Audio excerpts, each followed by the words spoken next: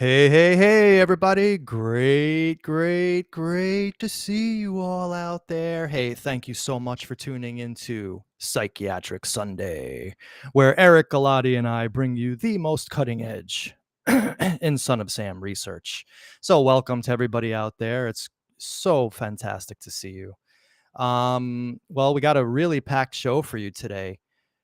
We're talking today about David Berkowitz, the crusher of Matzah, but we got some other stuff. We got some other stuff in the works for you today as well. So, well, listen, it wouldn't be Psychiatric Sunday without the following gentleman. You all know him, and yes, we all love him. May I present to you the one,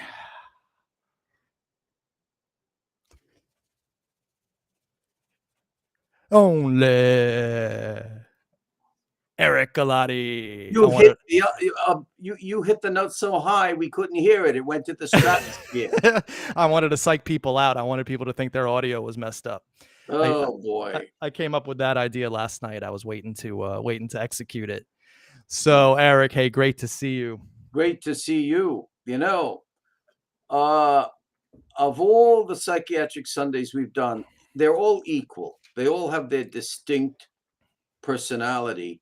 But this one, for me, shows me, this is my personal opinion, what a psychotic, deranged guy Berkowitz is. And it's also very filthy. Because, and I'll come to that. And it really makes me not like, hey, May Brussel, you're well. God bless you. Our prayers are with you. It makes me wonder. It makes me really, really wonder what the agenda of Abrahamson is, which is perhaps a rhetorical question. But it's insane, some of this stuff. The logic and the great tragedy, I'll say it now, no need to repeat it, it will be evident. Nobody thinks of the victims.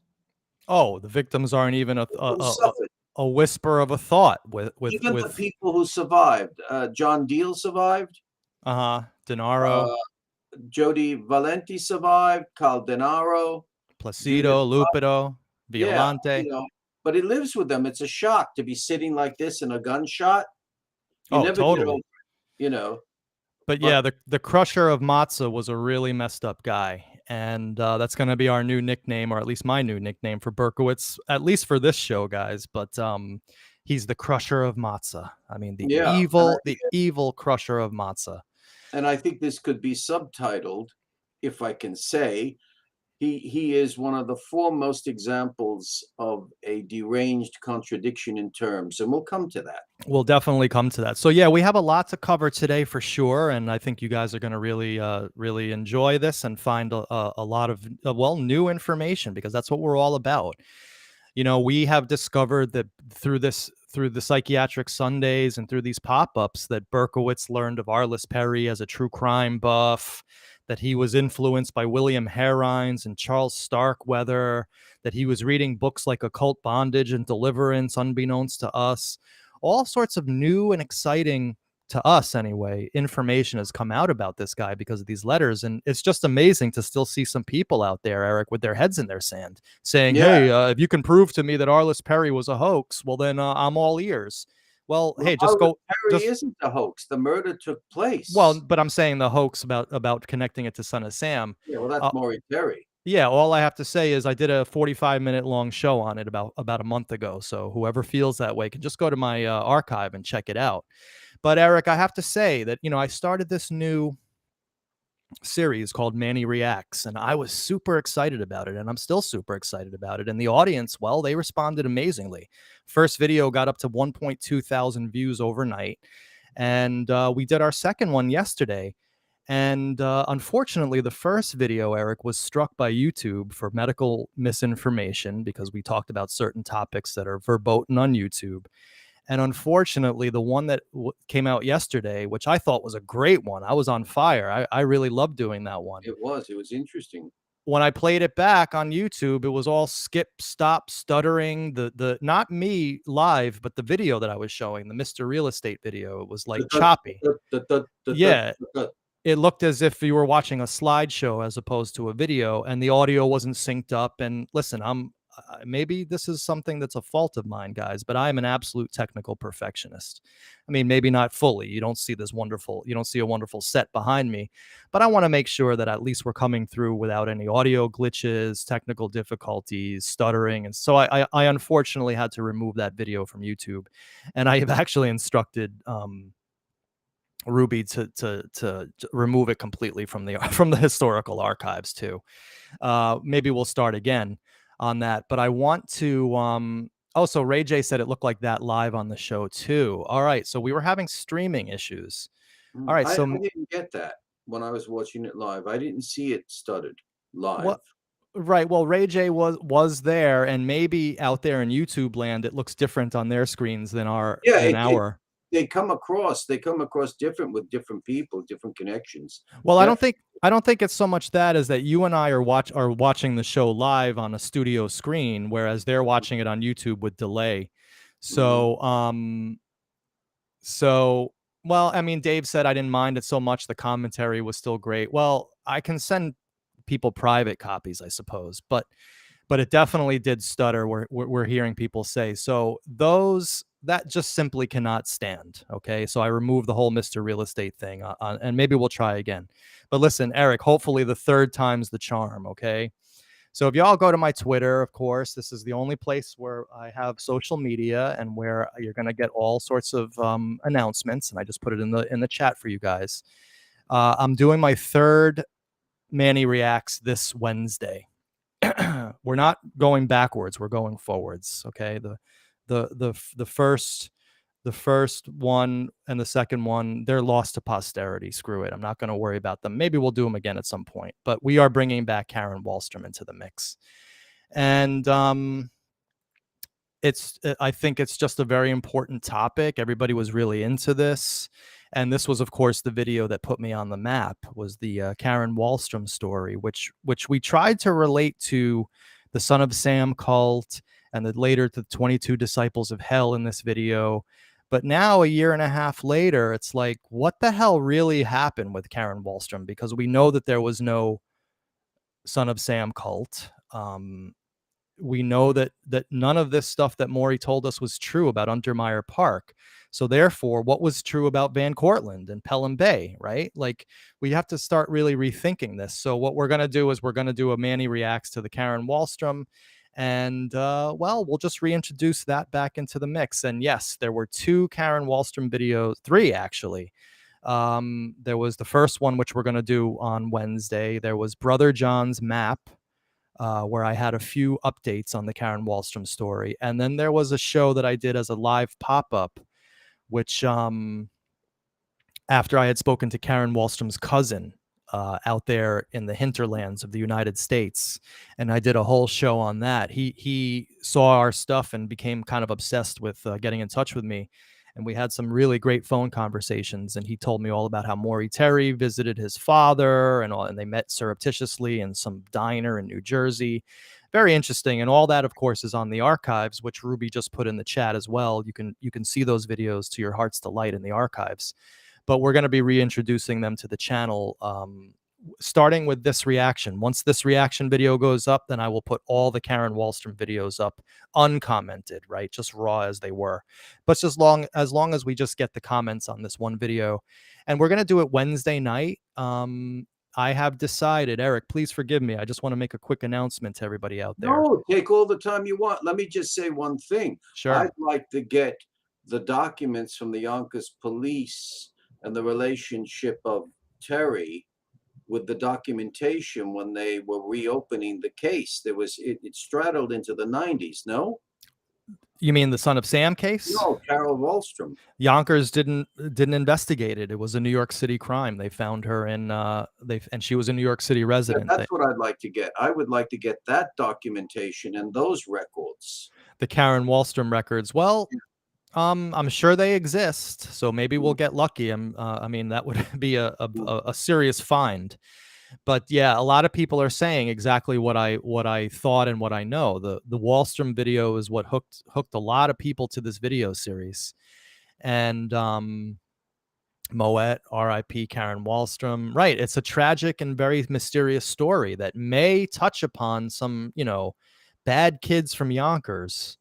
But of course, right now the question is, how does it relate to Son of Sam? And so we'll be dealing with that on Wednesday night.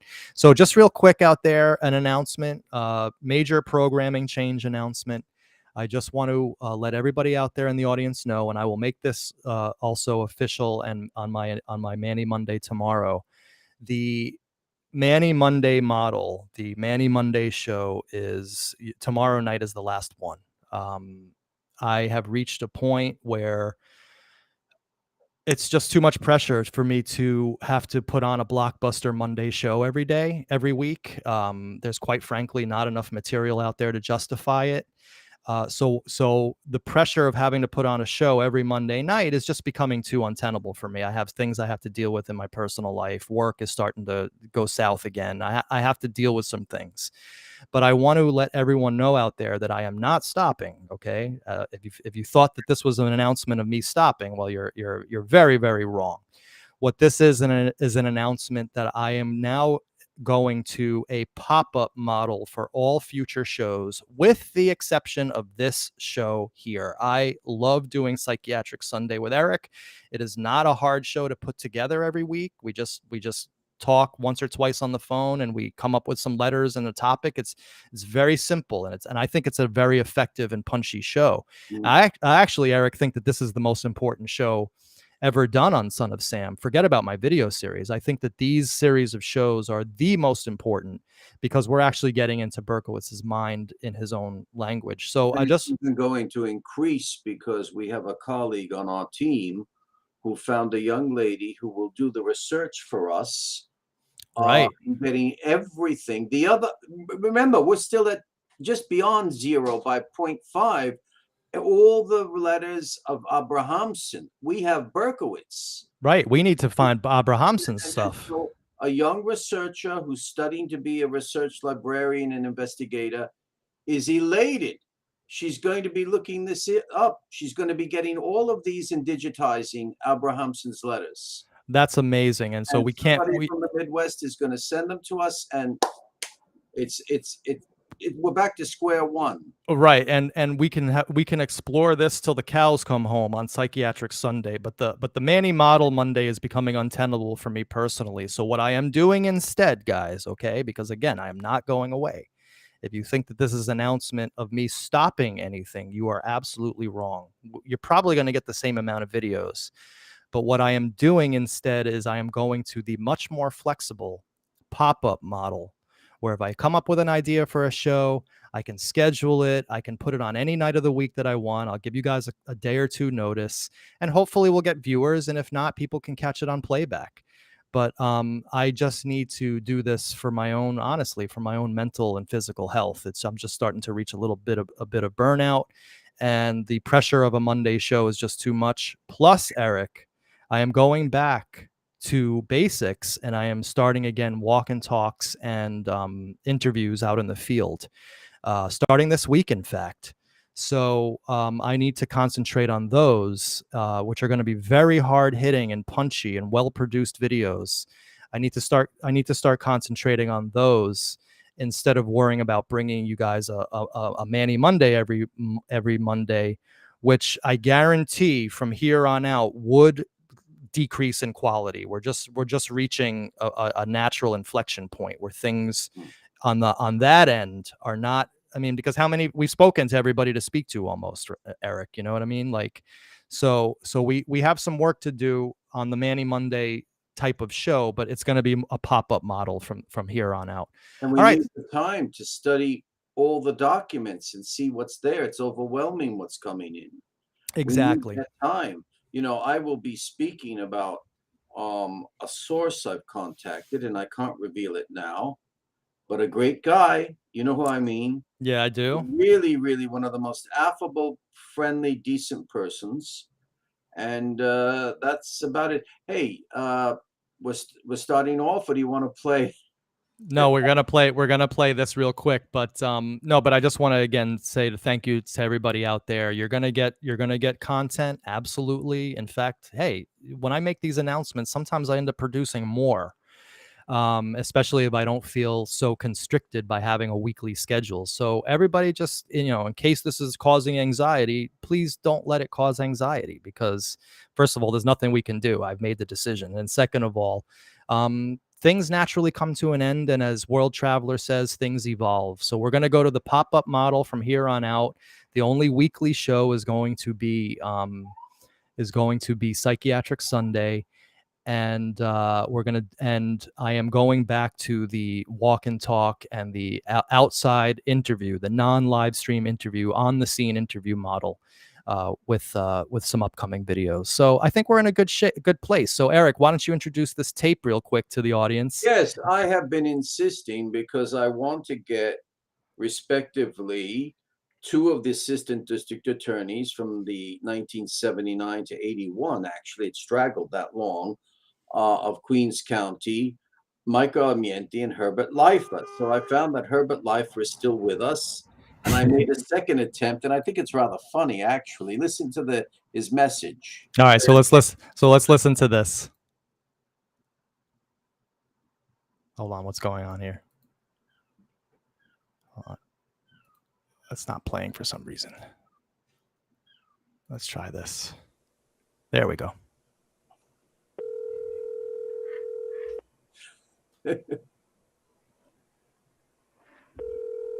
So this is Herb Leifer. Yeah. Okay.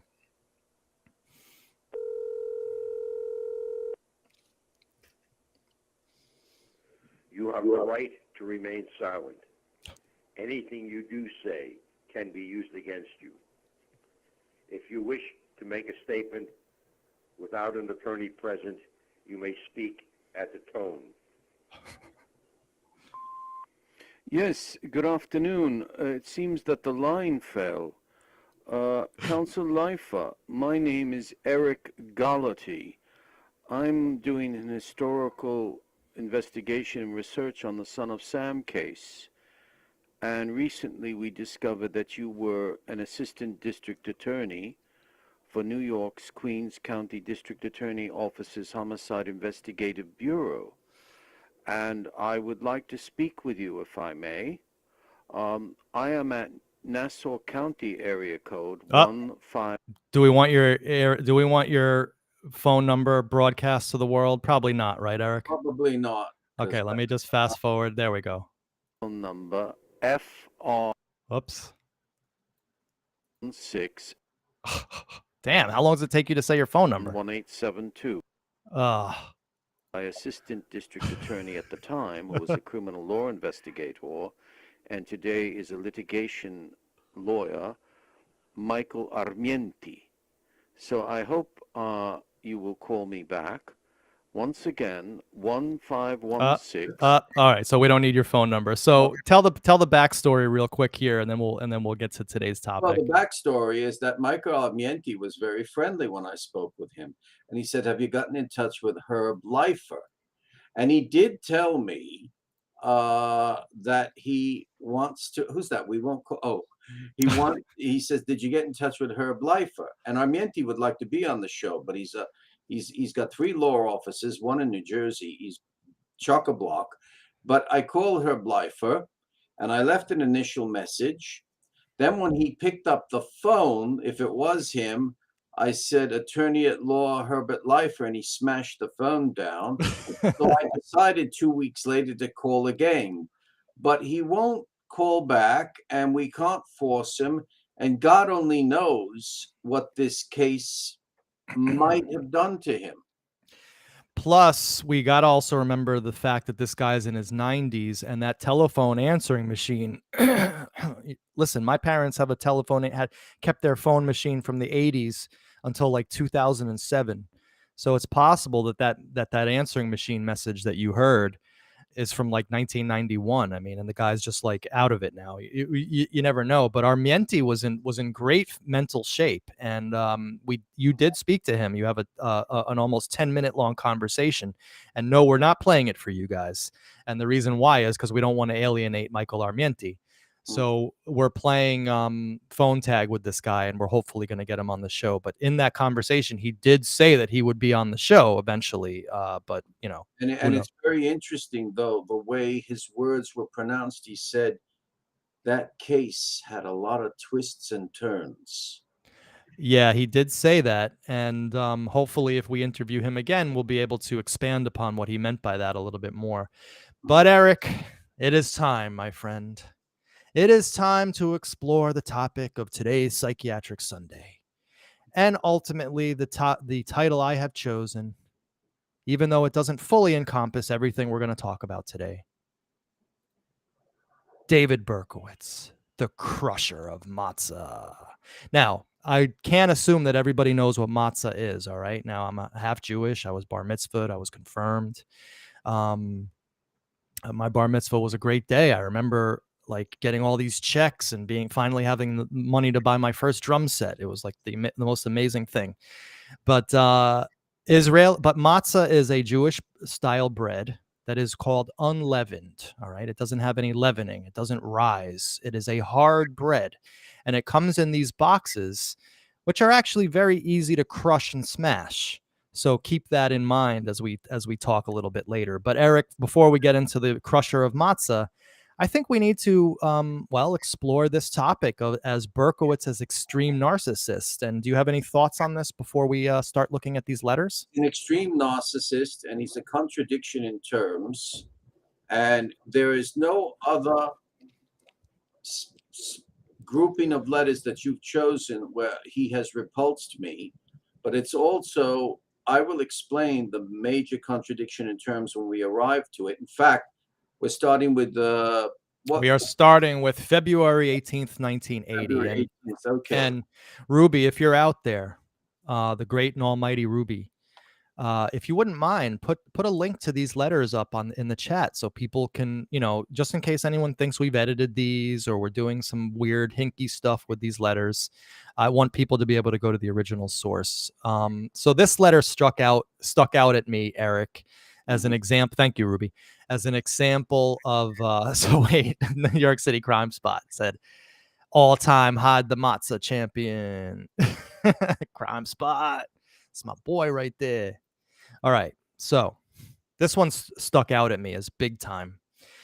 Now, first of all, right here is a nod to the Son of Sam letters. There's that very characteristic triangle and the correction going up. Again, anybody who thinks Berkowitz did not write the Son of Sam letters, well, we're going to be going over it in my Manny Monday tomorrow night as well. But this was the passage right here, Eric, that really, really made me wonder about this guy. It would be unfortunate if society lost out on an opportunity to have a meticulous study of my mind and emotions done for them. Really, this is the case. Society would benefit more than me if something about my life could be revealed that would help others to know what causes an individual to do what I've done. So we seem to be agreeing time and time again that a serious study needs to be done. So, I mean, this guy is like, shouldn't someone else say that rather than him, Eric? Yeah, well, you see, I got it right away because especially when you look at how cold-hearted his family is also in wanting to make money from a book and whatever else. Right, that'll be an upcoming topic for a show. It's as if Berkowitz is making of himself a work of art that's copyrighted, like he wants to sell himself as a product, and it's in relationship which is to that which is above it, something I've never heard of. Did the other author, Lawrence Klausner, want to bring legal proceedings against Dr. Abrahamson, or is that Berkowitz fabricating that? I have no idea. How can a man write a book, right? Klausner has written a Son of Sam book. Correct. And regardless of what type it is, why would he, where does this story come from that he's bringing legal proceedings against Dr. Abrahamson because he's going to write a book? Yeah, I mean, it's weird. Sense. Right, and if you read another one, and I probably should have included it in this, Eric. If you read another letter on the same topic, he laments paragraph after paragraph about how he has been robbed of the right to tell his story. I've been robbed of the right to be the person that to bring my story to the world. So yeah, I mean, very, very huge delusions of grandeur in this guy. And this goes back to where I said I gave him the name the Lord of Life. I think it's because he believes he is controlling and directing Abrahamson, Right. feeding him information. Of course, we don't have Abrahamson's letters, Right. We need and, to get those letters. and he really has no control of Klausner. Oh, he has zero control of Klausner. I think it's obvious because he writes Klausner a whole bunch of letters. And we're gonna deal with this topic, the whole thing of the book deal and the money and his relatives and how grubby they all were. Oh, it's vulgar. It's vulgar. It's vulgar and disgusting. When he says, "Oh, the victims can make money," what are you talking about? The victims can't make money. Oh, this February 18th. This is the second letter from February 18th. There's another one where he's written to Klausner directly, to his attorneys at law at Carl Place. Okay, so let's deal with that when we talk about that Yeah. topic. I want to move on a little I've bit. never heard of anything like that in law with any work of art or copywriting. It's insane. This guy is out of his mind. And as of furthermore, this one is absolutely this is one of the craziest letters I've ever read in my life. And I'm not joking about this. This is sick and insane. This is about Berkowitz and noise, and it's dated October 13th, 1979. I mean, it's absolute lunacy. Total lunacy. All right, let's go through this. So, thank you for your letter of October 9th. I'm glad you received the photo. You asked when it was taken. I can only guess. Okay, so blah, blah, blah. We don't need to go through that. Okay, now check this out. If you will notice the enclosed booklet, you will find that it is about noise. It was sent to me from the Office of Noise Abatement and Control, Washington, D.C. I waited for this booklet for a long time and for a very important reason. This booklet, which I received yesterday, proves without a doubt that noise causes antisocial behavior in some cases. Noise is one of the major factors which caused me to go over the brink and commit murder. If you are doubtful, then read this booklet. It sounds like a Son of Sam letter, Eric. It does. It actually, he's trying to justify the barking dogs and the extremely loud television causing him to do it. But it's almost as if, you see, he's duplicitous. It's almost as if he's trying to say, well, I really wouldn't have done it. And it's not true, because we're going to get to something quite vulgar and psychotic later.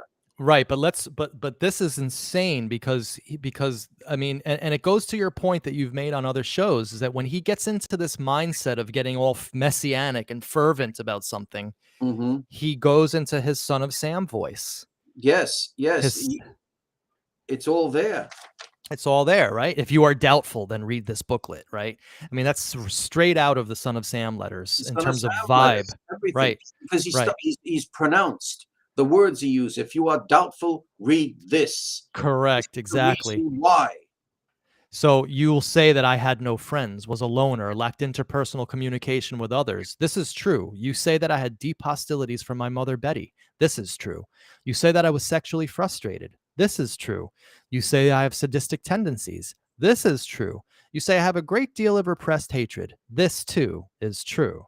I could go on, but please don't forget one negative factor in my life which nearly drove me to madness: barking dogs and an extremely loud television set.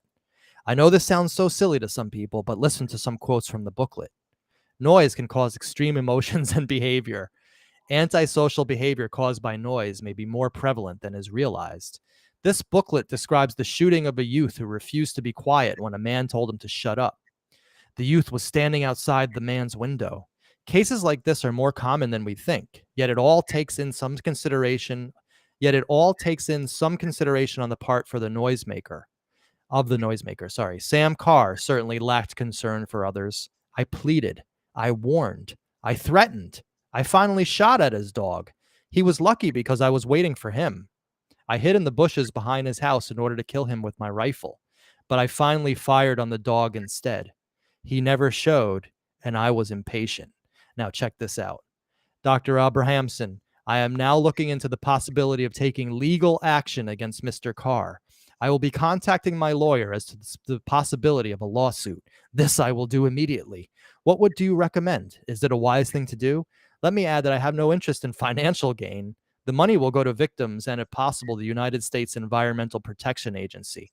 All I want to do and hope to accomplish is make more people aware that noise, annoying noise, is a health factor and a cause of violence. It does cause needless violence. So this is just absolutely insane. How could they declare that he's not a psychotic who's delusional?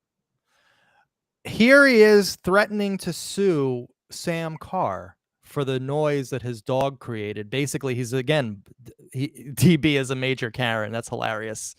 Here he is blaming Sam Carr again, 2 years after he said it was just all him, right? And that he made up the demon story and the barking dog story. Here he is 2 years later getting so fervent about Carr's dog that he wants to sue the guy. And did you pick up what he's saying to Abrahamson? He says, yes, it's true, I had no friends. What do you mean you had no friends? You were very close to other people like John Comparetto and other people. Right, Herbie Trepper. He did have friends. He had a lot of friends. In fact, that was the biggest thing that our video series brought out for the first time in history, that he actually was part of a social group, a pretty well connected to itself social group. So this guy's, I just cannot believe this. And also there's the hybrid that I brought out in the first show, that Sam Carr and his dog are one. Exactly. I will kill you, Sam Carr, by killing your dog. Unfortunately, Harvey lived. Fortunately, right. And now check this out. This is another revelation in this letter that no one knew. He was attempting to shoot Sam, according to him. He didn't even want to shoot the dog. He wanted to shoot Sam Carr. That is huge. He was in the brush like a hunter waiting for his prey to come out. And you know what I just thought of now?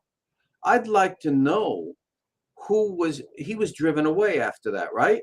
Somebody drove him away? No, that was after the shooting the Netto dog. That's after the Netto. Okay, so we have no proof he was driven away for this. This is where he's seen running away. Correct. Well, allegedly seen running away, because we don't know whether those police reports are problematic, to say the least. And the possibility exists that the cops just made up stuff and put it on that. And I'm getting that from policemen, right? Not just my own head. The possibility exists that those cops that made those police reports of Carr dog on the aqueduct just made stuff up, just made up witnesses. What level of law enforcement were they? Patrolmen. But at the same time, it was two patrolmen on Yonkers PD, Intervallo and Chamberlain, that figured out Berkowitz was son of Sam. So, you have good and you have bad. You have, in every profession, you have good and you have bad. It's like a source I've been talking to, though, in law enforcement. I can't reveal now.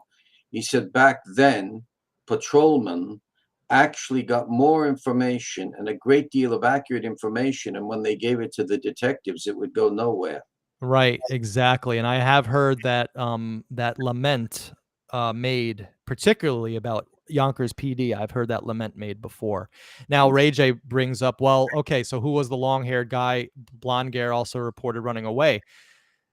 The possibility exists, Ray J, that he didn't exist at all. And in fact, the witnesses, Sam Carr saw and Deagle saw someone running north. The witness, the supposed witness on Phillipsy Place, who saw the blonde hair guy running south, that guy didn't give his name, didn't want to get involved.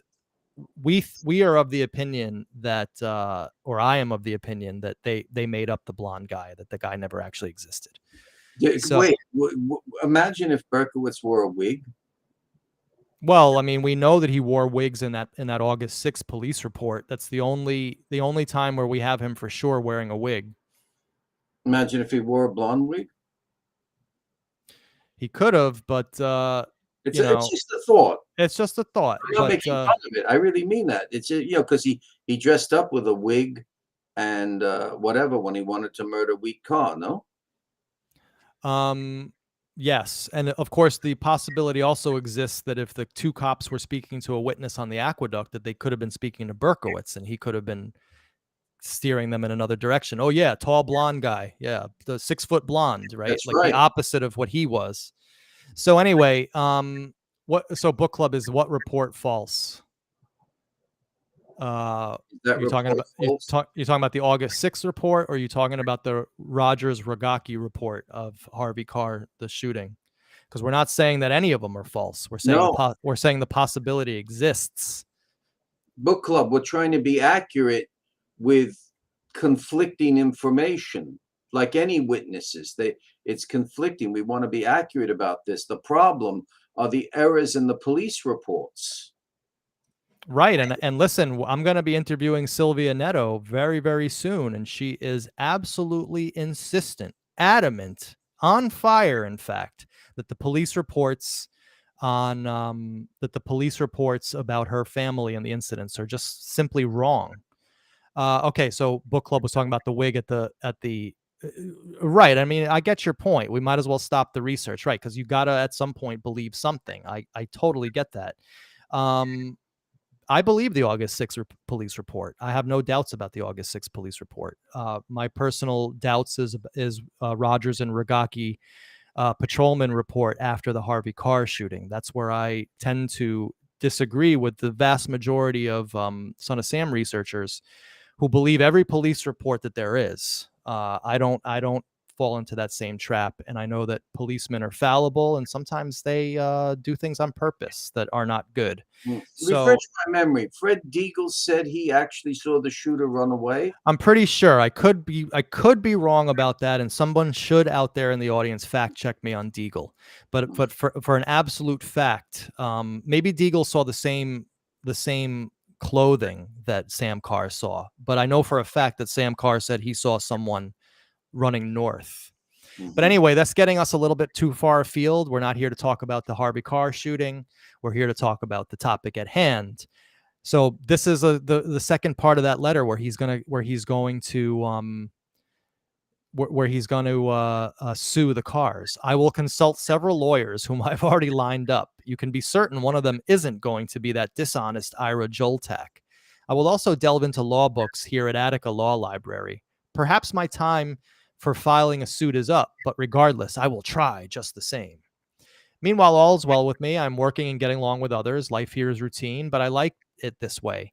I know what to expect every day, and I needn't worry about surprises. Yes, I get frustrated easily. However, I cannot stand frustration. That doesn't make sense. No, you wrote that. And right. That actually, in the future, one will come across where he gets along well. This is Attica? Yeah. Yeah, and then later he will say Attica was a hell. Right, exactly. So here he is. Here's the Office of Noise Abatement and Control, David Berkowitz. This is actually great. I mean, David Berkowitz writing to the Office of Noise Abatement and Control. I mean, how you couldn't write this in a script better. No, you couldn't make it up, but you couldn't. True. Right. And then look at that 4 right there. Doesn't that 4 look familiar? 44, everybody? Doesn't that look like the 44 on the letters, on the Son of Sam letters? To me, it looks like just like the 44 on the Aqueduct Trail. But let's get our next letter. Okay, so now we are into our second topic of the day, which is going to culminate with Matzah. Berkowitz's childhood misadventures, Eric. And I'm calling them misadventures because, well, I think crimes are too harsh a word. Misadventures might be too light a word, but I couldn't really think of the proper English word to cover what we're about to read. So I chose that. So any thoughts, Eric, before we look at this first letter, which is dated May 29th, 1980? Yeah, this was one of the richest that I found amongst them. Well, it's it's the beginning of what would eventually take place. And this is not the one where he speaks of cemeteries, right? No, that's another letter. No, that's another letter. Yeah, which is quite bad. But this letter is one of the most interesting. It's right, and we'll get into it. But you said something on yesterday's show which unfortunately now is lost to posterity forever. About Nikolai Aman. About Nikolai Aman, the killer of Hunt Howell, about, you know, how he eventually became a murderer, but he started out, you know, well, stealing $6-7 from my parents' grocery pouch in the kitchen. You know, so you were saying that it tied into today, and I think that, you know, that was a very, very apt comparison. So let's look at this letter. One thing I want people to listen to this, how he brags in this letter. And it's not that I'm saying, well, it's obvious. There's a reason why I'm saying, listen to how in this letter, May 29th, 1980, he is bragging. Okay. So let us get into it. Dear Dr. Abramson, a couple days ago, a friendly civilian handed my copy of a popular detective magazine, which was dated August 1979, and it contained a lengthy story about my case. So real quick, right there, again, David Berkowitz, true crime buff. That's how he found out about Arliss Perry. Of course, my 2 letters, one that was left on a shooting scene and a second one was sent to a news columnist, were printed in the article. The crime scenes were vividly described, and some of my confessions were printed too. The funny thing about it all is that I looked on in both horror and disgust. Was this me? I said to myself. Truthfully, looking at the writings with the printed slant and looking at the shooting scenes were nothing more than a distant remembrance. That's pretty sick. Perhaps you can explain this reaction that I have, because to me it's like viewing the actions of a stranger. Oh, I'm fully aware that I committed every single crime. Okay? For those of you out there in Terryland, I'm fully aware that I committed every single crime. I can, till this day, recall all the fine details, the most trivial of events which occurred around me, etc. But still, I sometimes cannot believe that I could be capable of such destruction. I can recall another troublesome aspect of my life. This isn't related to the article in the detective magazine, but it is related to the crimes in general. Okay, I'd like to know who wrote that article in the detective magazine. Yeah, I mean, which detective magazine is he talking about? Unfortunately, there's probably hundreds, but this is where the nut meat comes in. I know you guys love that word. That's become the most popular word out there, the nut meat. So here's the nut meat. Ever since I was very young, I committed a multitude of antisocial or criminal actions. Some were more serious than others in that they caused a good deal of property damage. But the main and even tragic similarity is that when I did these destructive things, I did them alone. No other use were with me to start the garbage and abandon car fires. No other use were with me when I wrote graffiti and curse words all over the elevators and stairway of my building at 1105 Stratford Avenue, where I lived when I was young. When I broke car windows and car antennas, I did it alone. When I overturned a gallon can of white paint in the stairwell, I did it alone. This act caused a lot of damage and the super raised hell, but he never knew it was me. You see, I was coming down the stairwell of my building on Stratford Avenue, and several house painters were working in an apartment on the 3rd floor. Apparently, one of them left an almost full gallon of the paint outside the apartment doorway. The top of it was off, and then when I walked by, I felt a strong urge to turn the can over and let the paint spill out all over the hallway. So, listening carefully for the noises in the apartment, alone and without anyone looking, I quietly turned the can over and went on my way. Now, I want to interrupt myself here. He's describing his later crimes, shooting people. Yeah, exactly. He's describing everything meticulously. And I think in that letter, you will see where he doesn't even know who lives in what apartment in that apartment building. And he knows when to do all these acts when no one's around. Right. Just this one thing. It's almost as if this gallon paint container was his inspiration for the Son of Sam crimes, in a sense, is that it gave him not only his MO, listening around, making sure no one was watching, doing things alone, doing things surreptitiously, finding something randomly, or not randomly, but coming across something and then saying, I have this strong urge to do something criminal. It's exactly the MO of Son of Sam. I mean, here he is basically saying it. This is unbelievable. And I didn't even read this fully. I'm just making up these things right on the cuff, as I like to do. But he's also contradicting what he further wrote. I can't understand how I did this. But if you relish the words he's writing, he understands very well. True. So here we go. No, I cannot explain why I did it. I know of no motive, but I had a a compulsion to do this and mess up the hallway. So there's again the son of Sam arrow right there. Yeah. And this act was one of a multitude that I did throughout my life without any rhyme or reason. Also, I think I was about 11 or 10 years old during this incident. Furthermore, I didn't even know the person who lived in the apartment. Just like potentially his crime victims. Just like his victims. Right. Because still Donna Loria and Judy Placido, I still wonder about those two. Dr. Abramson, whatever happened to this thing that they call peer pressure? I sure as hell don't know. For every destructive act which I did was without pressure from others of my age group. You know, this kind of goes to what Comparetto was saying about how they never saw him do anything. They never saw him light the fires. They certainly never were part of that, lighting fires with him. That kind of speaks to this right here, that he did it alone. And that he didn't do it according to peer pressure. So that actually jibes, almost meshes 100% with Comparetto's reports of Berkowitz as a youth. And that enhances when I brought up with Comparetto saying, but you know, we all know someone and others, but we don't know everything about their life when they're away from us. Correct. And Lorenzo echoed the same thing to me. It was like, yeah, I respect Comparetto, but you never really know your friends 100%. Never. We don't even know ourselves 100%. Exactly. There's always tomorrow. Exactly. So, all right, let's carry it on. This is good stuff. This is a great letter. This is the one. This is the I know. This is the nut meat. When I was a truant from school, it was the same thing. When I didn't go to school, I either took long walks or stayed home watching television or merely spending aimless hours. Then at 3:30, I'd telephone my father at the store to tell him I just came home from school, even though I never went. Most of my friends did mischief from time to time, but it was nothing in comparison to my actions, which they never knew about.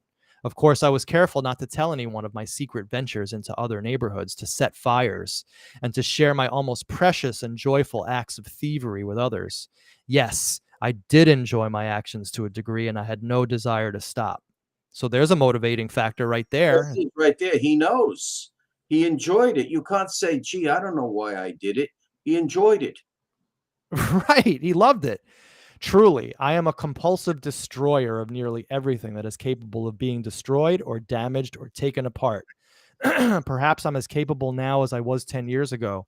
In any case, I certainly can do a thorough job. And this is better than doing good because it is easier. The destruction is complete. It is usually total, and I did the job or jobs well. Perhaps this compensated for my failings at other things. This paragraph, if I may say, is sicker than what it seems when we get elsewhere. It's sick. This guy is a bad seed. It's sick. Wait until we get to another letter, everybody out there. This paragraph relates to it. And I just want to say that remember that Berkowitz wrote, for all of you guys who out there who are still on the Maury train thinking this guy's a victim, right? A patsy. Berkowitz wrote very clearly, and we're going to show it in a future episode. I love my face because my face is innocent, and people never know them. Like, I'm paraphrasing now. People don't know that the mind behind the face. If they knew me, they would know I'm the son of Sam, right? So he used his nebbishy looks and his demeanor to get over on people. This is a sick guy. Mm-hmm. It becomes difficult for me to understand myself when I can't even understand many of my motives. Unfortunately, too, I wish it were possible for me to list point by point and detail by detail every single destructive and vandalous act which I committed in my lifetime. Didn't he actually say in a previous paragraph that he could remember every detail? Yes, he did. He did. Right. He does say he remembers all the details, although he can't explain why. Right. I would be overjoyed to show you what one individual can do in his lifetime. How one single man could cause so much chaos, but I never kept a diary. But he has the mind, and he actually says his destructive and vandalous acts were jobs well done. These last two paragraphs are some of the sickest stuff I've ever read in my entire life on true crime. Isn't there something there where he says compensation for his failings? Did I hear that? Maybe not. Maybe in another letter. I don't remember. Oh wait, yeah, you're right. Perhaps this compensated for my failings at other things. Sick, absolutely sick. I mean, Agent 99 is correct. He's proud of his misdeeds. Ray J is correct. He is still having fun writing these letters. Moet, totally. He was having fun when he was just doing the destruction. I mean, this gives you a very important insight into the mind of Berkowitz, which we did not get in The Ultimate Evil. And I think that this is incredibly instructive for people, especially those of you who might be on the fence about whether this was cult or Berkowitz alone, to see stuff like this, because you realize this was a sick man who was perfectly capable of doing what he did. Not only that, we know he did it because he described in great detail everything. And in fact, I have no doubts he did what he did. He destroys everything, animate and inanimate. And let's say he was with another guy or 2 or 3 people. He's not a patsy because he's the one who was arrested. He's proud to be the arrested one. He's the star. And let's not forget his influence by Charles Starkweather, who, when he was arrested, had the big smug smile and he was all happy, and Berkowitz emulated that to a T. Berkowitz was obsessed with true crime. He was trying to emulate his crimes out over past famous crimes.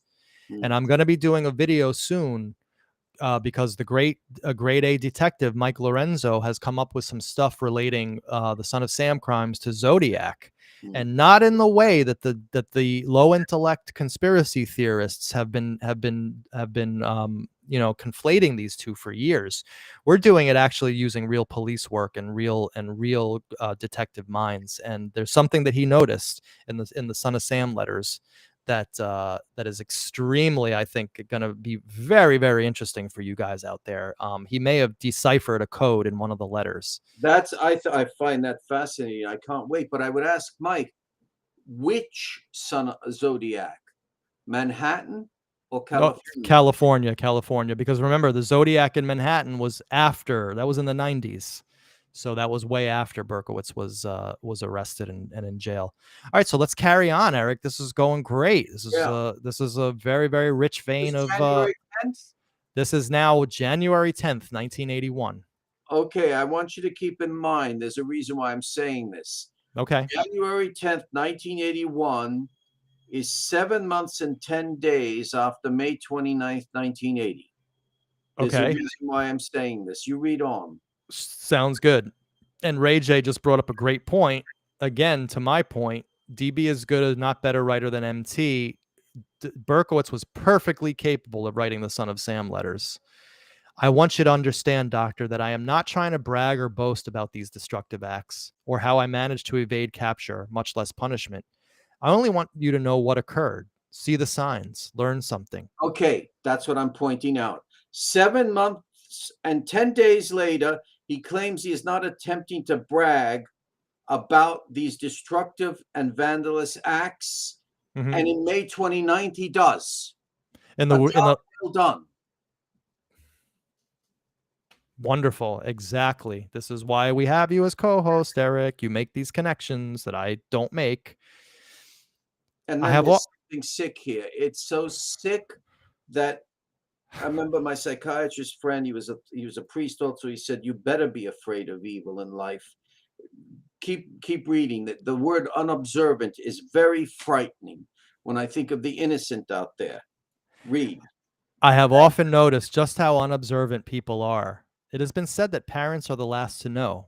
This may be true in my case, for I wonder how I, at ages 9, 11, 13, managed to do so very negative things and go unnoticed. It is puzzling indeed, and I think you will agree that it is sad. Sometimes I wonder if things would have been different if I grew up in Long Island, a quiet community without the wild youths whom I went to school with. No, I suppose only the environment would have changed. I was born like this. You say that your book is complete, therefore this lengthy letter would be of little value. Still, I'm glad to once again get things off my chest, so to speak. Tell me, is your book? Tell me, right here. That's from the Son of Sam letters. Tell me, what will you have for July 29th? Okay? Tell me, is your book going to be lengthy as Klausner's? His was, if you count my letters at the end, approximately 477 pages, I think. That's very weird. It's very. And once again, there's no legal problem about suing anybody. Right. And why write 477 approximately, and then, which is a very exact, and then I think. It's very strange here. He contradicts himself right here in this one sentence. You don't have to say I think, approximately covers it. But that Right. word unobservant, I Yeah. can't help but think of the innocent people he shadowed. Let's say at the peach tree. The peach tree was again Donna Lauria. And right, and Jody Valenti. The how unobservant people are. Very And good point.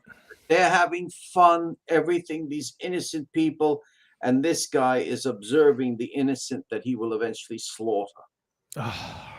Such good stuff, Eric. You are really, really great at this. What filth.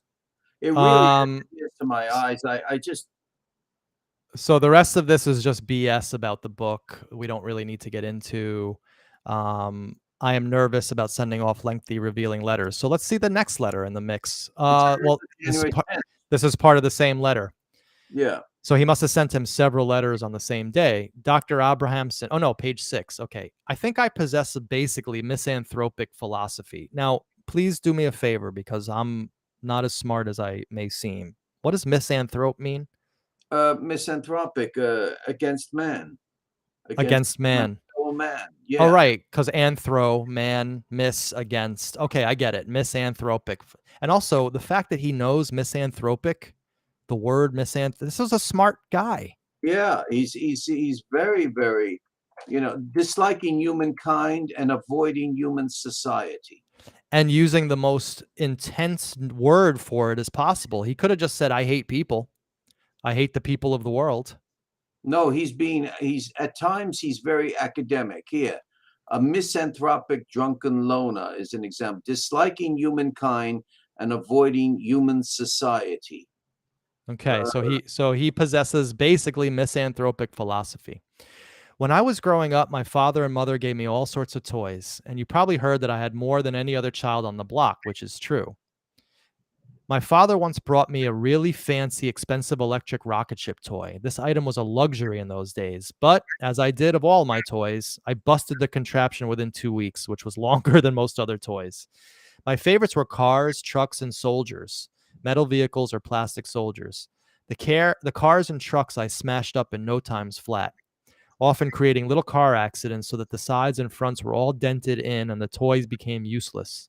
The soldiers I pulled apart, sometimes burning them or throwing them out the window at people in the street below. P.S. I'm laughing now as I type this because when you think about it, it was a comical sight. It's not that comical, throwing things at people on the street below. No, it's not comical. It's And not. I want everybody to keep in mind, I'm sorry if I have to put this into your heads, but pulling the toy soldiers apart, we're going to return to pulling soon. All right. I stole toys often from the neighborhood stores. Shoplifting, it is called. Of course, with my parents, I always had money and could get any toy I wanted. Stealing was fun, though. Still, I never got caught. Never. I left behind me, even when I was only about 12 years old, a trail of burned trash bins and burned automobiles.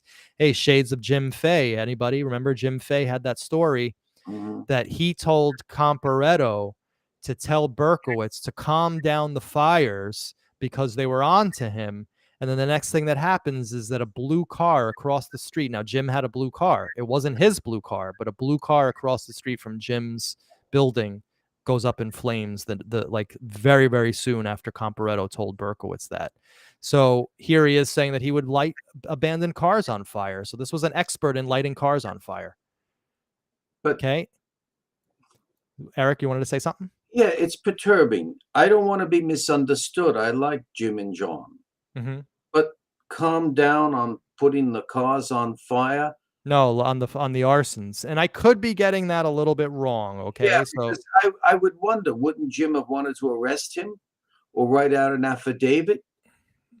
Remember, this was a friend of a friend. Son of Sam didn't exist. These were just, some arsons taking place in a sea of arsons in New York City. We have to always remember the cultural times, and also we cannot look back 2020 hindsight. In my opinion, I'm speaking for myself, because Berkowitz wasn't known as the Son of Sam. That's right. And I want to make it clear. I was not attacking or criticizing or anything against Faye and Comparetto here. Right. Put it forth, because it's so No, it's a great question. But I also don't think Faye was I think he was in fire dispatch, which means he would have no arrest capabilities. But of course, he knew people. But we'd have to get them on to ask that question. I don't really want to speak for those gentlemen. Still, I never got caught. I left behind, so burned automobiles. There were the dead fish, all of which I killed. So here we're getting into animal killing. Okay, the dead poisoned bird, Pudgy. The torture chamber I created for ants, flies, roaches, and other hapless insects who may have been unfortunate to enter my room. Isn't that very similar to his later Son of Sam victims? The unfortunate people who happened to enter into his room, right? Mm-hmm. Very similar. The vandalized apartment building with the yanked out elevator plates, the floods in the basement. Some delinquent must have turned on the water pipes. It was I. I love when Berkowitz does that. It was I. Yeah. The broken. He's not bragging. He's not bragging, but he's bragging there. Yeah. The broken windows and the can of paint all over the hallway.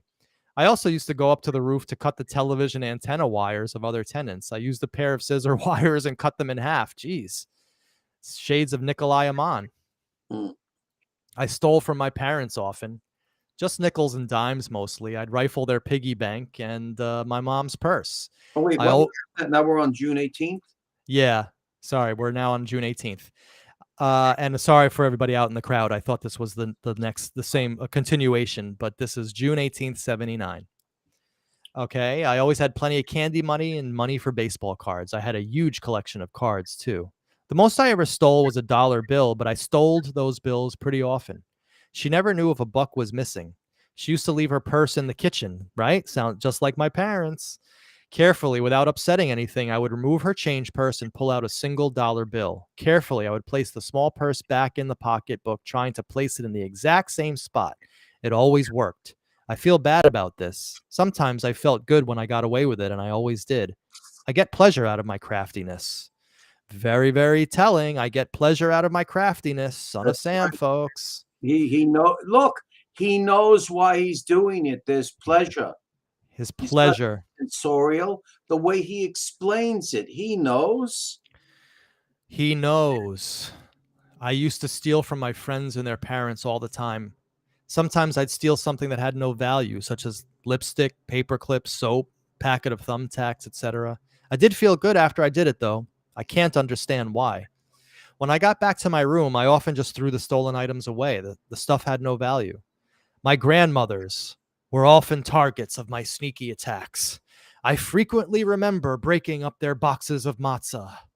I used to crush their boxes of matzah and saltine crackers just for the hell of it. They seemed to think that they got it that way in the store.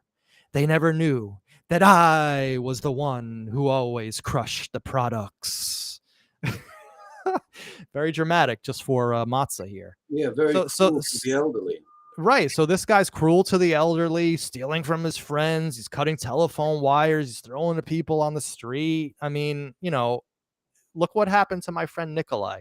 Stealing a few things out of the kitchen. He ends up a murderer. So is it that hard? Exactly, Peter.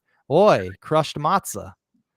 So is it a big stretch of imagination for all you guys out there who might still be in the son of the cult camp to understand that, escalation theory, this is a kid here, Berkowitz, who got away with a lot of stuff as a kid. He learned how to get away. He learned how to be sneaky. He learned how to evade capture and do things when he was alone.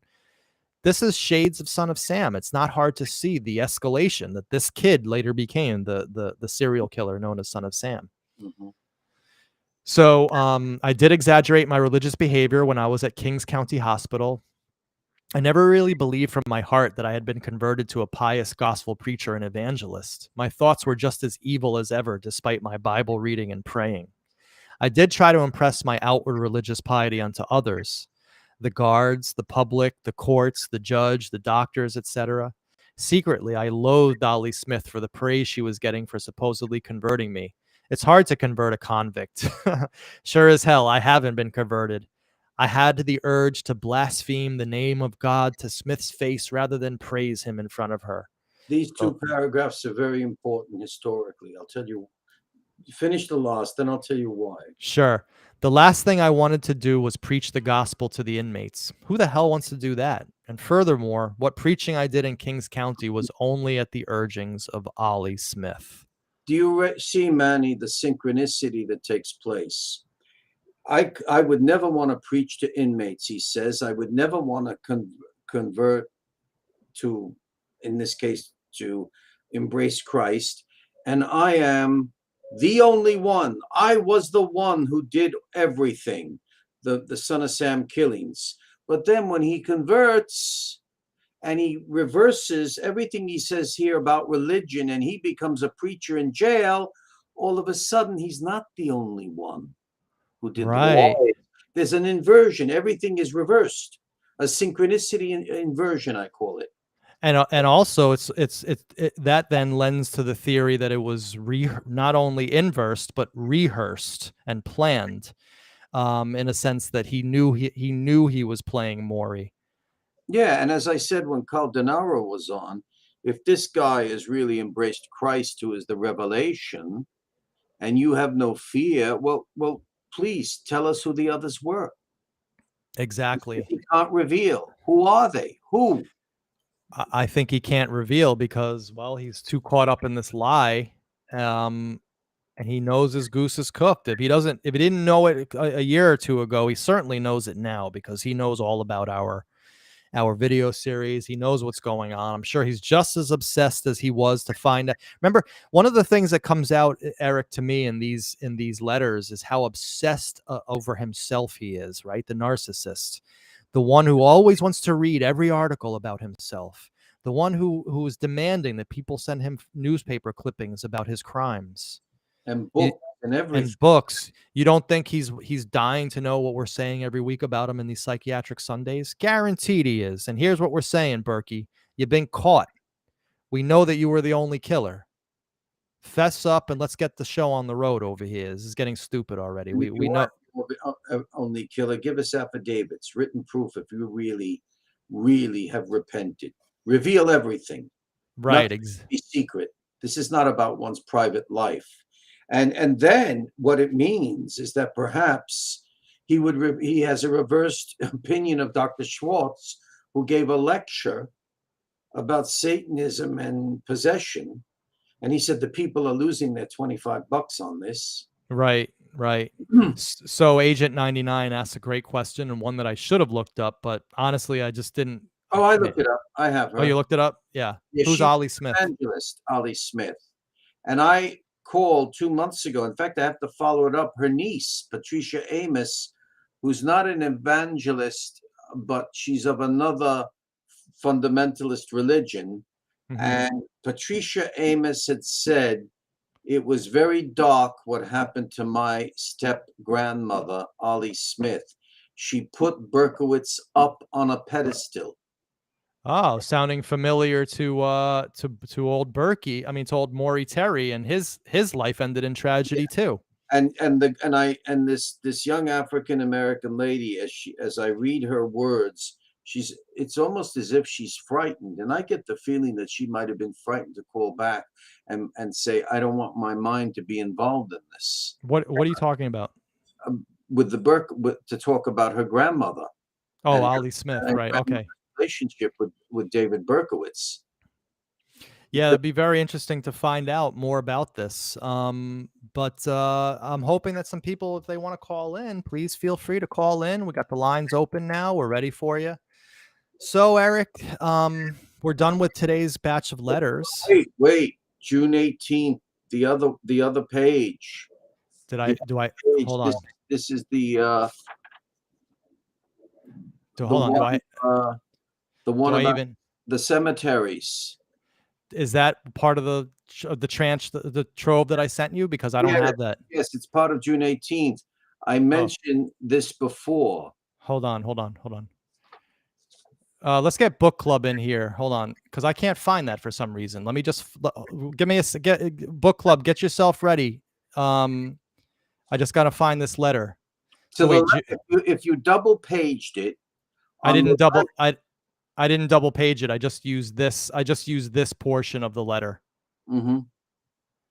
Because it's on to the left of it on my double page is June 17th, and then June 18th begins about the cemeteries. All right, so why don't you read it for the audience? Okay, this is very sick. Remember about the toy soldiers, pulling the toy soldiers together?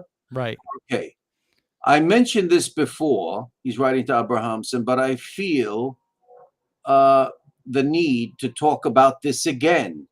Cemeteries have always been a fascination for me. My special interest is of the young girls who might be buried there.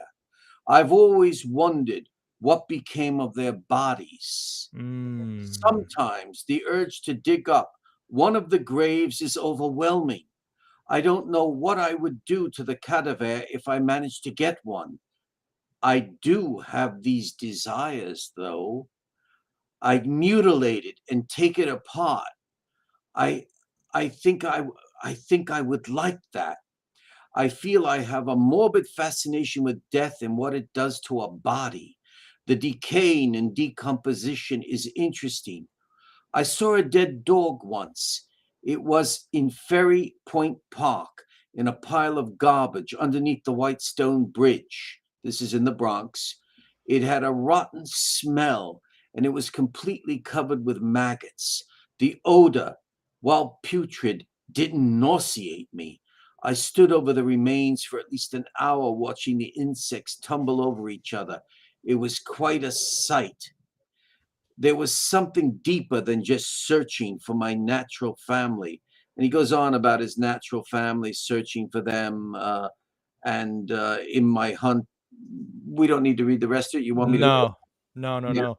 So this is a guy who's talking about digging up cadavers and mutilating their bodies. I mean, this is a Berkowitz a side of Berkowitz that we never knew. Yeah. Hey, we have a very rare treat with us, and a very welcome one too. Book Club Warrior 22. Welcome back to our airwaves. He's not on a cell phone. Ah, very good, Eric. Such a good investigator. Thank you. And What's you up? shaved. And you shaved. Wait a second. Yes. No, just real quick. Hope everyone's doing well. I just kind of, want to just reiterate what I was typing before. We're going back with this whole report stuff. I know it's a little off topic. Yeah, it's but, fine. It's I think we have to almost draw the line as to say what's fake, what's not fake. I mean, a few months back we were talking about the police reports being, the be all end all. And Correct. I understand that there are mistakes made in reports. And I think those reports, where most mistakes I believe are made, is probably in the body of the report. So, when you have, I think the things that don't get really screwed up is the time, the date, the place of the occurrence. Right. So you have to take those for what they are at book value. What's being, again, there could be, how I say, it gets lost in the translation. So, hey, listen, a white male could have went north on the aqueduct the day of the shooting of Harvey, but the cop could have wrote down that it was, an Hispanic female went south. So that's where things get screwed up. Right. So I think that we can't go back, as we talk about selective editing, and we can't have, selective report believing. So understood. But the thing that we're dealing with is a very specific topic called the Netto family, and we actually have the Nettos who are all sentient, alive, with their minds intact. They're here telling us a different story. I mean, do you want me not to report on that? No. I want you to report on that 100%. But you have to take both sides with it, because I think, if you're going to get the time, date, and the place right on a report, 45 years later, you might not remember as well. So, you can make the argument. I'm not, saying going against anything what they say, but also, you have to look at it in a perspective that maybe they did misremember. Right. You know what I mean? Well, so there is that possibility. But Well, look, listen, hold on one second, Eric. We're gonna have Sylvia Netto, who like insists that she wants to go on camera to speak about this because she is adamant to me that the timeline in those police reports is absolutely 100% false. And she can prove it because she was saying to me about how getting Rocket was the culmination. They got Rocket because of all the shit that was happening to the family. Right. So Rocket's shooting, no, I'm sorry. The Molotov cocktail, right, was May 13th. But she said to me also that that was also the culmination of a lot of stuff that had been happening too. So listen, let's just hear Sylvia's words, the person. Oh yeah, right? definitely. I'm Let's definitely make up looking our mind. forward to that. down Yeah. 1976 for the event, and it was before that, right, Manny? No. Well, right. The first one was the Molotov cocktail, and then of course but the issue is, did anything happen before the Molotov? The Nettos still to this day insist yes, started in late 74, and the police reports say no. And it is interesting, although book club, let's be fair. A lot of the stuff that's happening with this Netto timeline is happening from people. Let's just be fair. They have some sour grapes against me. There are people who got very turned off when I left my previous video series. And I got a little bit of a vibe that whole thing with the Netto timeline was kind of a big FU against me and my work. I could be wrong. I could be paranoid. I'm going to tell you this. I will tell you this. I think it's just a matter of looking at evidence. So Right. if you go in at police reports, I don't think it had anything to do with that. Okay. I think it has to do with looking at the information that was given us, the concrete evidence. Like we Right. always said way back when, that once we got those documents, the Right. Lorenzo documents, the Serlac-Sarassi documents, that's when everything was coming together, and that's what we were basing things on. And if you go back at other videos, you can see, and I totally agree with you, because Not necessarily reports. But not necessarily, because when we were reporting on the Serlac-Sarassi documents, we were pointing out all the errors that were. Oh yeah, in there's a those lot of documents. errors in that report. Right. I remember Right. telling, even speaking Right. to you about that. So But there are yeah. a lot of errors in that report. But as Right. far as the police reports themselves go, Uh-huh. as far as getting time, date, place of occurrence wrong, that's a lot less likely. Yes, Right. you may misconstrue what someone is reporting to you. You may, the cop at that time may not get it. They may have other things on their mind. They also did not speak to Sylvia, Teresa, or Jackie. They only Correct, spoke because to at that the time- father. Right. They're deferring to the father, who's the head of the household. Who was And- in the basement at the time of the shooting, by the way. Right. They didn't do their investigation. It's Christmas Eve. People want to go home. You know what I mean? So they're going to try to knock out that report as quick as possible. All right. So book club. I'm glad that you did this, because. Sorry. I just was told that I'm screaming. So. Manny, could you just verify Don't for get me? jacked up, Manny. They put No. year 1976 on the police report for NATO instead of 74 and 75. No, they started with the Molotov cocktail, which was May 13th, 76, and they said that they specifically said that there were no other incidents before that. It was Right. actually written in the police report. And all right, so let's be fair. Let's totally play. Let's just say that the Nettos were wrong in their reporting to me. Okay, and let's just say that I concede that 100%. Does it change the fact that Berkowitz acted alone? No, I don't think it does. It just bolsters. It actually makes my life a hell of a lot easier. Well, I because think what was Right. done is if you look at those reports, you really didn't have to search. Well, what the hell was he doing up in Yonkers in 74? I mean, correct. Right. You could bring it to the fact that now he might have been, visiting neighbors and stuff like that. Relatives. He had relatives there. Relatives. No, relatives. That's what I mean. Because, Right. that was brought out. So, it's something to think about. I don't think it was anything, in fact, I know that there was no sour grapes, directly towards you. So the timeline is key. The timeline is key. I agree. The timeline is key. But this is the question. If he didn't attack the NATO house in 1974, he did in 75 on. No, So well, they're saying 76 on.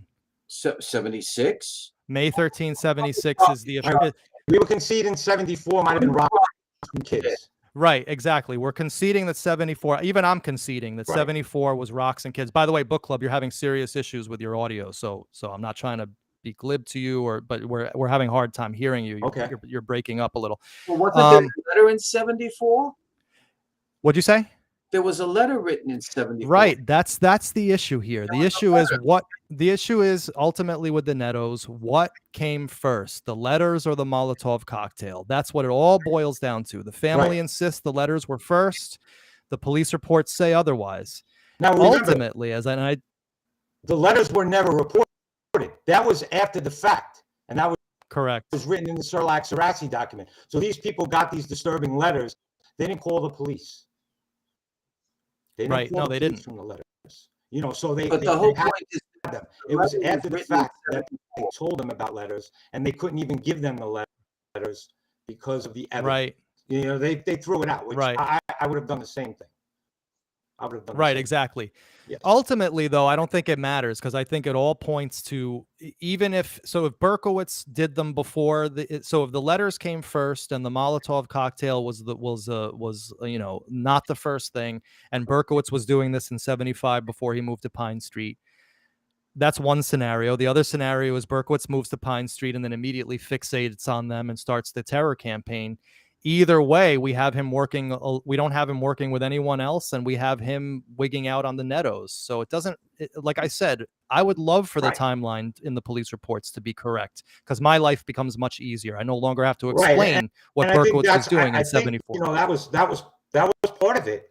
You know, like because that was always it was difficult for me to comprehend that he was going up there in 74.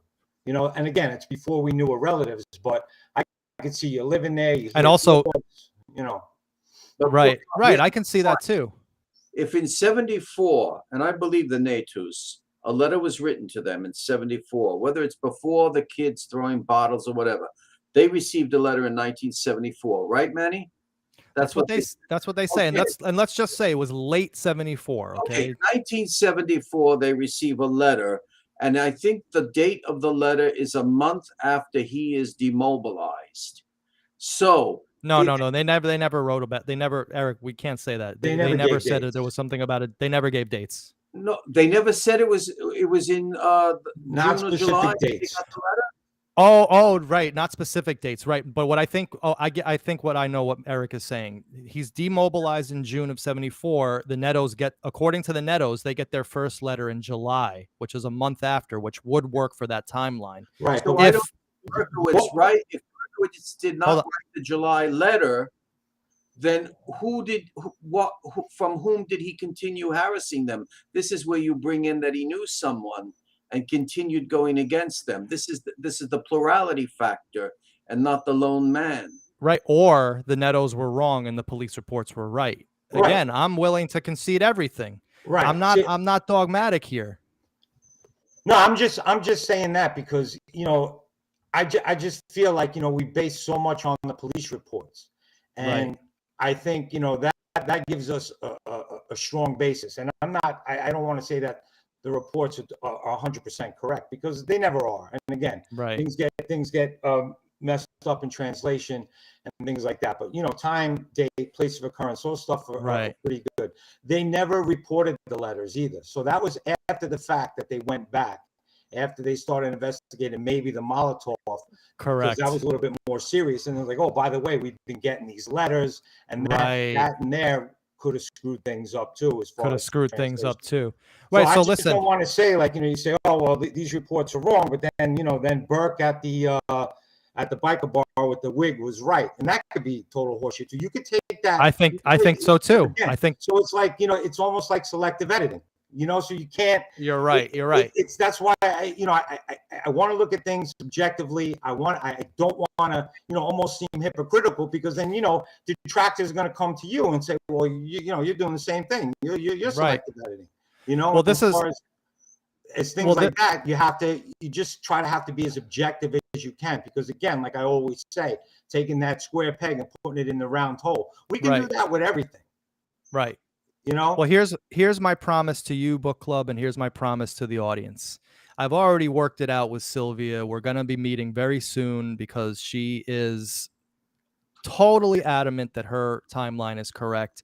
The way we're going to do this, guys, is that it's going to be a real interview. It's not going to be a live stream. We're going to be doing it up at the Netto house. And what I'm going to be doing, I have them all here ready to go. I have all hard copies of all the Netto police reports in my hand. I'm going to literally show them to her in real time. She has not looked at them ever. She's only heard what they say. But this is going to be the first time she looks at them, and she's just going to basically react in real time. And let's let the audience make up their mind. I mean, I can't say for sure I'm right. We can't say that the police reports were absolutely right either. But I think that it's super hella interesting, the fact that we actually have access to this family. And I think that it's great. And that's what, what you've brought, having people in, come on the show, and, you can just glean certain things from certain, and from what I'm saying, like, I feel like you with doing the Manny Reacts, like, back when I started watching in March, I was complete, into the Ultimate Evil, quote unquote, Terry head. The more and more we did the research, the more and more we gathered information, talked to people, you sat back objectively, you started looking at different things. And, it's not like you always agree 100%, but, I always felt that was the way to go with the police reports. Now, people are always going to say, oh, the cops lied, the cops are no good. You're going to get that, but you're going to get that. And then you're going to get people, like I said, the problem with this case is that people take what they want to take, and then they use it to forward their particular belief or narrative. So I think with, what's going on now with this data dump is you're able to see a lot more. You're getting a lot more information that you can read yourself. You're listening to these different tapes. I've changed my mind numerous times, going back with Barlow, going back with O'Shaughnessy, having other people who knew him come on, tell you this, tell you that. So are we any closer to getting an answer? No, absolutely not. No, we're in a black hole, but there's one thing I'd like to say.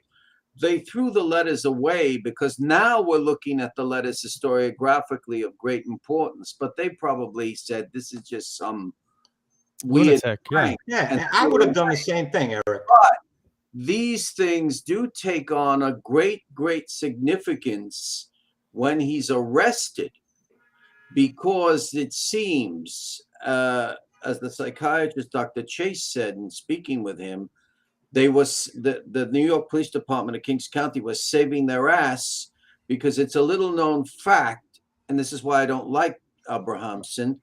They sent Abrahamson to Yonkers about what had taken place with Molotov cocktail dog shooting, and he actually did a psychiatric evaluation. That's what it is when questioning Maria Netu. Well, I'd love to see that document. I would love to see that document. He also interviewed the cars, so maybe they're just doing their due diligence. And allegedly, I have heard, because everyone here, look, I'm not gonna kiss and tell too much, but I can report that Wheat Car has reported that she never spoke to Abrahamson, and nobody in the family of the Carr family has ever spoke to Abrahamson either. Is she telling me the truth? I don't know, but I'm just saying I do have contact with Wheat. I don't report on everything, or very little or close to nothing, because that's my deal with her. She only trusts me because we have a one-way conversation. But I did ask her about that. I said, so Abrahamson did come and speak to you? And she wrote back and she said, no, just never even heard of that. Again, that could be someone looking to forward his narrative and write a book. I mean, you could go on and on forever, and you're never gonna come up with the answer. So I think what the only thing you can do is present whatever evidence we have. Bring people on the show. Let them say their piece, and then you can glean whatever you want to glean with it. I agree.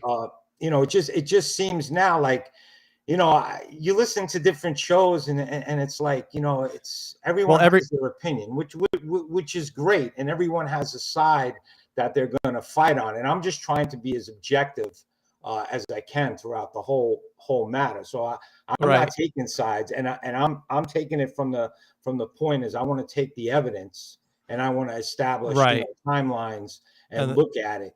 And I don't, I'm not here to, badmouth anybody. I'm not here to, just just be negative. I want to be positive. I Right. want to try to figure out what's going on. My belief is that Abrahamson was sent also for political motives. He was tied to Eugene Gold. They were saving their asses about something by sending him there. Why are they sending a psychiatrist to be a sleuth as if he's a Perry Mason sleuth lawyer? Who knows? And who knows if he actually went up and did it? Because, you know, Same thing with the Queen's DA. You can't tell me that Lifer and Armiente wanted to find something. They got bamboozled by Maury. They wanted to prove NYPD wrong at their best, and they went out there and they did what they had to do. And what happens? They really didn't come to a conclusion. They couldn't come to. Say what you will about that. What was it? His need, Santucci to open it up. Did he have did he have to do it for the people? Yeah, but I believe that, Lifer, and that maybe that's why he doesn't want to come on, that, he bought this hook, line, and sinker, and they were going out there. That's something that they could have hung their hat on for their career, debunked NYPD's theory. Right. And it never occurred. But Book Club, this goes back to the trials. There was a difference of Santucci's approach at the competency trials and the hearings. He was very different from Gold and Merola. These have to be studied meticulously. Oh, yeah, I agree with you, Eric. Santucci I don't think he was doing it for political reasons, even though there was an election. Santucci was quite different as a man from Merola and Gold. I mean, Gold was in with politics, as Jim Fay said, a beam. It was all political. And I don't give much credit to Mario Merola myself. Yeah, I mean, that's personal issues aside, Eric. I mean, Merola, again, I remember him as a kid. So, everyone does things for a reason. So Santucci, I just think, again, this was a lightning rod case. And if they could have proved something different, it just would have furthered them down the line, or it might have just been done for ego purposes. So, I just think that they got bamboozled with, this whole. We'll have to hear Armiente and Lifer if they ever come on. Yeah, right. I don't know if Lifer ever will. I mean, he's up there. I don't think Lifer's coming on. It would be good. Armiente seemed to be a little bit younger. Maybe he's. Yeah. But again, you see with these older guys, they have they have strong loyalty to one another. Even when you talk to these guys in YPD and things like that, it's a different generational thing as far as loyalty. That's very true. And sometimes you don't get information because of that loyalty. It's just the reality of the fact. There's a blue wall of silence on certain things, and we can't even we will never be able to crack it. But getting back to your point earlier, Book Club, about the various researcher that's going on out there, yes, absolutely. Right now, I can count on my hands 3 separate Son of Sam streams that are going on right now. And in my opinion, it just all seems so factionalized. It all just seems like people who were pissed off at me just kind of want to get back at me with some, maybe I'm being paranoid, but it just seems that this was just a lot of passive aggressive digs being taken at our video series, even with the simple fact of people putting Siemens like in this timeline thing, right? Like 2021, Siemens documentary came out. Hey, where's our video series? Why isn't that listed on that timeline, right? Why is that ignored completely? So it's those types of things which bother me. And believe me, I want to get along with everybody. I want to be friends with everybody, and I want to work with everybody. So, hopefully if this factionalization could go away and people could just realize. Well, it's funny that you say that, Manny. And maybe that's a good point, because I'm sure, as you know, because I know you're out there watching everything. I'm involved with the timeline. Of course. Right. So, but I wondered about that little excisation of the existence of our video series. It just seemed like a dig. I don't think so. I really don't. And I think that, that could be a valid point, and things can always be edited. So, that's a work in progress. That's a work in progress. And I will take that opportunity now. I didn't want to, speak out of school, but, since you brought it up, people who are out there now, you can look, because we have formed a little bit of a team, and we are trying to get some stuff together for the good of all, for the good of research in general. And I think that timeline has been bandied about by a lot of different people. I know I was part of that, and it became a reality. Yeah, it's a good thing. If people, you should go out there and look. It's whatever's been out there now. It's not what is going to be. If it gets done the right way, which it seems to be, it'll be a useful tool for everyone who is doing research. Right, and because we are using the police reports as the foundation. Right. But the simple fact is, I mean, maybe I'm just my biggest cheerleader, but I just don't understand how people could ignore the work for the last year and a half that we did. It just seems I don't think strange. no one's ignoring the work. I mean, I think that, we've gone back, just as, I will tell you, with some of the research I did, I actually did use the ultimate evil for certain things. As far as just the facts with the shootings, to get different things, you take that, as a basis, but you don't just talk about the book. And that was the problem. Everyone just used that book as a Bible. So you use that. You use everything out there. Even the stuff that's sort of off board, really out of bounds, and just sort of try to, bring everything together. But your series, it just, materialized into something that, was great. And you had, people, who came and went, but they went out and they did extraordinary work as far as bringing people in and getting different things. And it's sad. It's, it's very sad that there was a lot of anger. There's a lot of dirty dealing that took place behind the scenes. Well, it is what it is. Like I said, I was privy to some of it, and I was really upset when this went down, because, I love this case. I didn't realize so many people were involved. It really liked it, and the series grew, and unfortunately, things get, it got out of hand. Yeah, it gets out of hand, and you really have to do it. But definitely you, Neo, everybody who really did that work, that foundation. The series is great, because it's the only thing that's been relevant, because you're bringing outside sources in, you're letting them talk, you're finding different people, you're coming in, and sometimes those people don't pan out. They don't have everything right. But you got to try.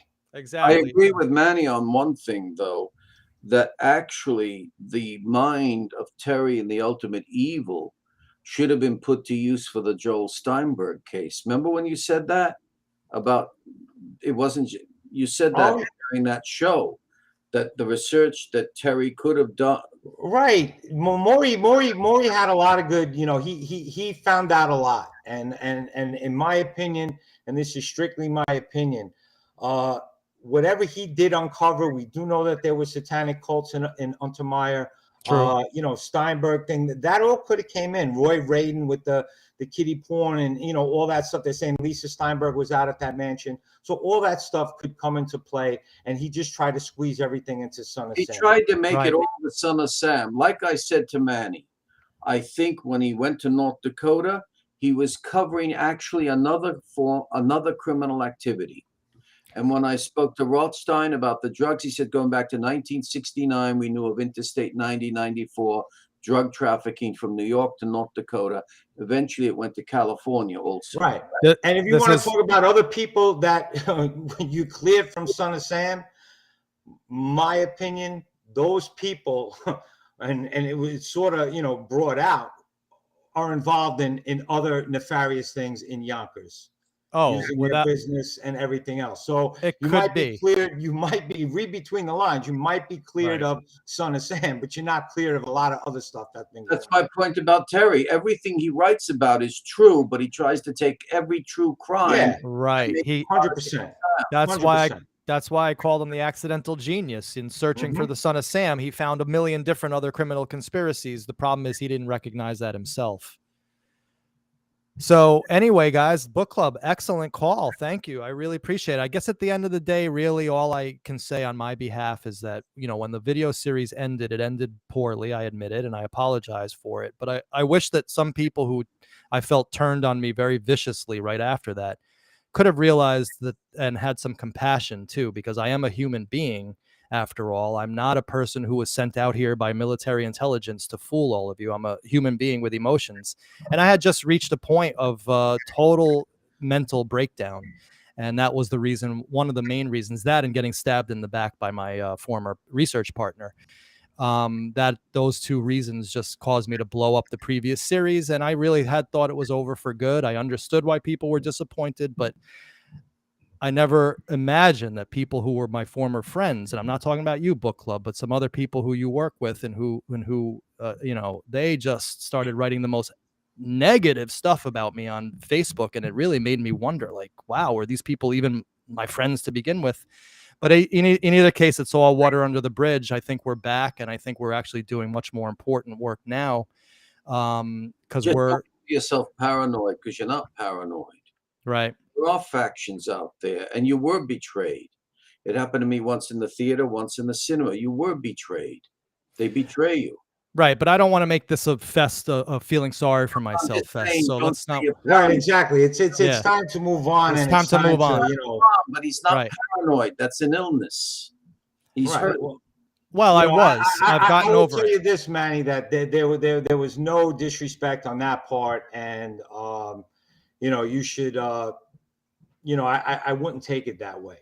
Well, if you want to talk off air about certain, you know, things that you about advice, I'm glad to listen 100%. But let's do that off air. All right, All right, guys. So, all right, guys, be well. all right, thanks, book club.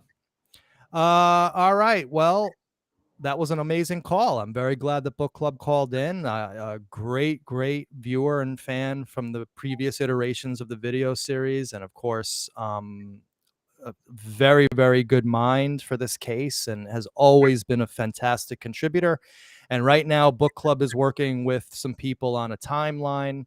So if anybody in that group is here in the chat, feel free to plug yourself, and that's fine too. All right, Eric. Well, listen, awesome show. Went a little longer than I thought, but I think that call by book club was very important, and I'm glad that he called in. Mm-hmm. So any last words for the audience, my friend? No, I think that this show today specifically was psychologically very revealing about David Berkowitz. Absolutely. The thing to think about is how he couldn't stand religion. He'd never want to preach to prisoners. And then later from the 90s on, he is doing that. He embraces Christ. And at the same time, he reverses that he wasn't alone and that others were with him. That's true. Hey, we got Matt calling in. Let's get Matt in. We always like Matt. Hey, Matt. How are you? How are you, my friend? I just want to call and apologize for yesterday for Oh man, actually, listen, I felt horrible about that whole thing, and one of the reasons, well, the video was technically crap. Yeah, but also I wanted to remove it also because of what happened yesterday. And we're not going to repeat what happened, and we're not going to say to anybody, if you were there, you were there. Yeah, so Matt, yeah. I hope that you feel better though, that's no longer up and everything is cool. Oh yeah. One thing I did want to say, and I don't know if you guys, and maybe Eric, you probably find a lot of interest in this. I've noticed though there were three elements in this whole story: postal, fire, and law enforcement. And David Berkowitz was part of all three. He wrote letters. He worked for the postal system. He set fires. And then, of course, you know, you have the law enforcement and what have you. I find that the connection there a little, I don't know. But what connection are you making? Well, I know that, you know, he had experience in all three of those things. So, you know, even, you know, when the murder started, you know, he wrote the letters. He was in the auxiliary, right? Yes. Yes. Okay. And then so the fire thing, well, I don't know about the fire, but the auxiliary thing is the police thing, correct? Correct. And he never really made it much past the 45th precinct, which meant that he was kind of drummed out of that before he could have been really seriously taken it very seriously, because of the 52nd, which was the serious 52nd precinct, was the serious auxiliary unit that he actually was shunned from. He was blacklisted from. But you know, I think that, to your point, I think that one could say that, and especially as we learned today, Berkowitz got a lot of his training for his Son of Sam spree as a young criminal, a young devious, mischievous person, and also a using his experience in the with scanners and law enforcement, like you said. So I think it all came together perfectly in this unfortunately perfectly in this one messed up individual to produce what became the Son of Sam. Hey, Manny, do you know anybody else who lived in that building that Berkowitz lived in at the time he was living there, other than Glassman? We don't have any factual record of any other people living there. Not, Question. what'd you say, Eric? That's a good question. Yeah. It would be great to have a sense of, if we could put our feelers out there, if anybody would call in or anything that actually lived there during the time frame he did, and ask people about, even Glassman, Well, he's dead. Oh, he's dead. Okay. Well, it'd be nice to, to have somebody else's take on the dog noise at the time. Oh, right. Exactly. If other people could, could collaborate that. But I would have investigated every person in that apartment building. It was an apartment building, right? Right. Every person there, just the way I would have investigated every single person at the Peachtree discotheque, which was not done. I don't know if I would have investigated, but I definitely would have questioned more people. Well, interrogated, inquired. But regarding the dog barking, your point is a good one, Matt. But we actually do have corroboration from the families themselves. In the Wheat Car, I believe, in the data dump mentions that that Harvey was a noisy dog. And in our interviews with the Nettos, they said that the dog barked as well, that Rocket, would bark. They said it wasn't a problem barker, but that he would bark loudly. So I don't think you even needed to have a problem barker in that neighborhood for Berkowitz to wig out. It could have just been a one bark every 10 minutes type of thing. Well, for the life of me, Manny, I don't understand why, if I were in his situation and this dog barking were driving me up the wall, I would have gone out and got a box fan and put it, on the floor and turned it. Right. So why didn't he do that? He should have had something to drown the noise out. The TV downstairs was just making them go bonkers. Or here's a fan and just drown the noise out. Right. Or here's an idea. Move. He could have written an affidavit at the police precinct. That wasn't going to do anything, Eric. Believe me, that wasn't going to do anything. But anyway, all right, guys, I want a boogie. So, Matt, excellent call, man. As always, thank you so much. Okay. All right. Be good. All right, you got it. Yeah, Matt. All right, Eric. Final words, please. Another excellent Psychiatric Sunday. I think that we have insight with this show as a foundation, a basis for what further takes place with his actions and his words as an incarcerated person. Agree. And these shows have been sort of snowballing on top of each other. I'm not trying to necessarily create some sort of narrative arc here, but it just seems like every week where it's just kind of snowballing on the previous week. So this series has subsumed and overtaken Manny Monday as my favorite series. Mm-hmm. And that's why we are after tomorrow night. Tomorrow night will be the series finale of Manny Monday for the foreseeable future. And we are going to a pop-up model where there's probably going to be just as many shows, but just more scattered around the week. So I don't have to feel so locked in and rigid to a Monday schedule. It's just not working for me anymore. And do a favor when you interview Sylvia Neto. Yeah. Ask her if she was aware of Dr. Abrahamson. I will. And I've actually would love for professional law enforcement to come and join me on this. Unfortunately, Mike Lorenzo can't. I invited him to come, but he can't make it when I have the interview scheduled. But maybe we'll see what happens, because I would actually love for Mike to be there with these police reports, commenting on them as well as a member of the YPD. Along with Sylvia Neto. I think that would be historically rich. And again, getting back to the Nettos, I would love it if the police reports were correct, okay? And that everything started on May 13th, because that just means, again, Berkowitz alone. It's just more corroborating evidence.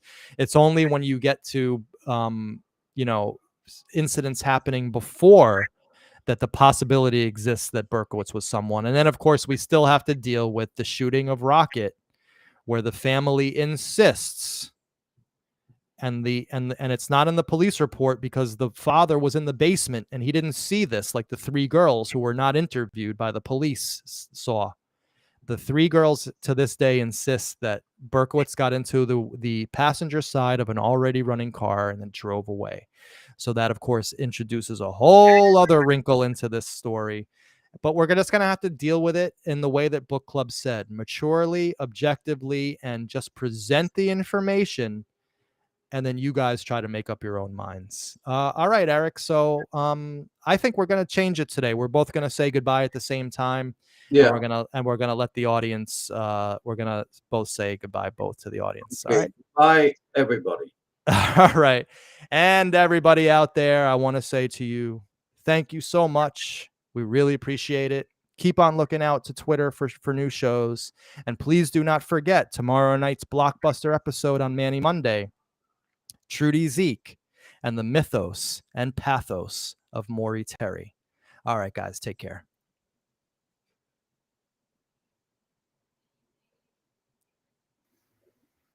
Shall I leave?